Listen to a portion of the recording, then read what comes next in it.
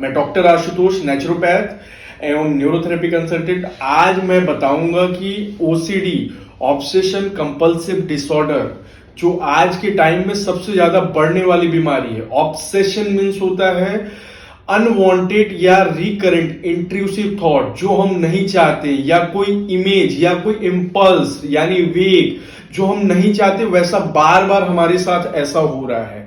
और compulsive means होता है जरूरत नहीं है, जैसे बार बार hand washing, cleaning, arranging, bedsheet arranging, checking, बार बार चेक करना डोर बंद है कि नहीं। एंड इसके अलावा कुछ मेंटल एक्ट भी देखेंगे, कई लोग प्रेइंग करते हैं या कुछ वर्ड साइलेंटली बोलते हैं। कई लोग बार बार किसी अपने आइडियल का नाम या भगवान का नाम लेते रहते हैं। तो ये सब कंपल्सन्स के ही डिसऑर्डर है। बेसिकली देखा गया है जो ओसीडी नामक बीमारी है, जो प्रायः पहले के मुकाबले काफी बढ़ी है। मतलब 2000 से पहले बहुत कम लोगों में पाया जाता था, लेकिन अब है 12 से 15% लोग इस बीमारी से परेशान हैं।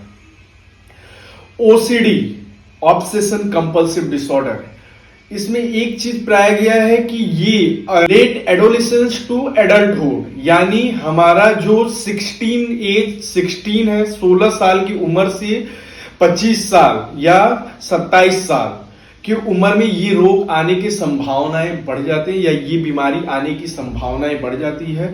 प्राय 2 लोग में ज्यादा ये बीमारी देखी गई। जो लोग सेपरेटेड हैं यानी डाइवोर्स हैं, उनके अंदर भी ऑब्सेशन, ऐसे फियर कंटामिनेशन, कोई कंटामिनेटेड फियर, कोई भयानक स्थिति से वो अपने जीवन में जूझ रहे हैं, उनको इस बीमारी से बड़ी दिक्कतें हो सकती हैं। जो लोग अनएम्प्लॉयमेंट हैं यानी जो बेरोजगार हैं, उनको करने को कुछ नहीं है, तो ओवर थिंकिंग, एंजाइटी होना और ये सब चीजें प्रायः देखा गया है। मैं बताऊंगा किस तरह के ऑब्सेसिव थॉट्स होते हैं। तो बेसिकली ऑब्सेसिव थॉट्स जो होते हैं वो सेक्सुअलिटी को लेके, सेक्स को लेके, काम वासना को लेके बहुत ज्यादा हो सकता है। एग्रेशन, गुस्सा, नहीं चाहते हुए भी कोई छोटा सा गड़बड़ हुआ गुस्सा आना।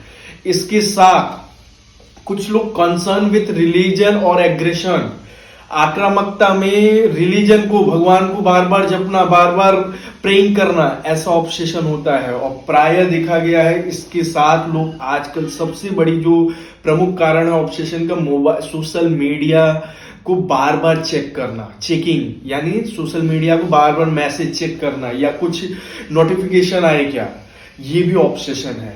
बहुत लोग को देखा गया इस ऑब्सेशन से बचने के लिए वो कंपल्सन्स करते हैं। कंपल्सन्स यानी कि बार बार कोई एक्ट करते हैं, रिएक्ट, बार बार कोई चीज को दोहराते हैं।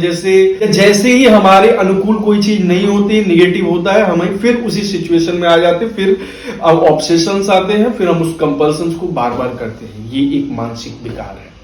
इसके साथ कुछ लोगों में देखा गया पैथोलॉजिकल डाउट, यानी अपने कुछ बायोमार्क्स देख लिए, अब उसको लेके परेशान होना दिन भर कि ये हमारा हो गया, ऑब्सेस होना जाना।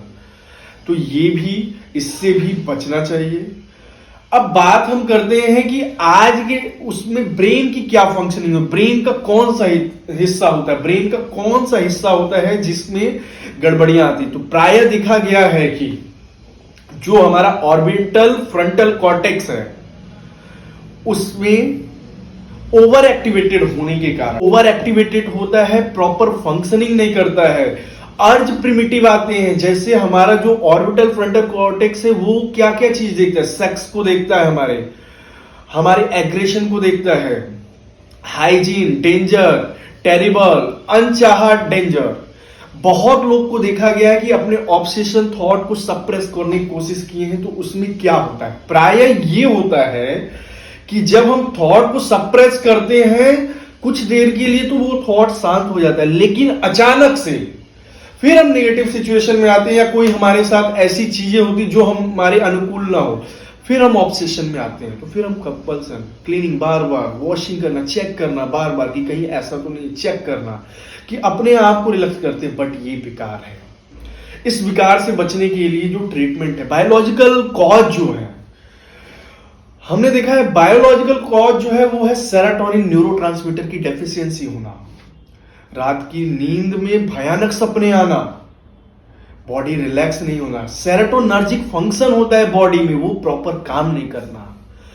अब हम बात करते हैं ट्रीटमेंट क्या है। एलोपैथी में बहुत जगह दिया गया, इंग्लिश मेडिसिन में एंटी डिप्रेसेंट देते हैं, लेकिन प्रोलॉन्ग एंटी डिप्रेशन लेने के मतलब मेरा कहने का अर्थ है कि अगर हम 12 हफ्ते से ज्यादा अगर एंटी डिप्रेसेंट लेते हैं तो वो हमारे शरीर के लिए हार्मफुल होता है। इसके साथ जो आयुर्वेद में सबसे प्रमुख औषधि है पंचगव्य नासिका घृत। पंचगव्य नासिका घृत की एक सबसे बड़ी खूबी है कि इसकी कोई साइड इफेक्ट नहीं है और ये ब्रेन के ही वात पित्त कफ को बैलेंस करता है, मानसिक शांति को देता है, एंजाइटी से रिलीफ करता है, डिप्रेशन को हटाता है। साथ में अमृत धारा है जो हमारे डाइजेशन को भी इंप्रूव करता है। इसके साथ हमने देखा है कि न्यूरोथेरेपी एक ट्रीटमेंट है।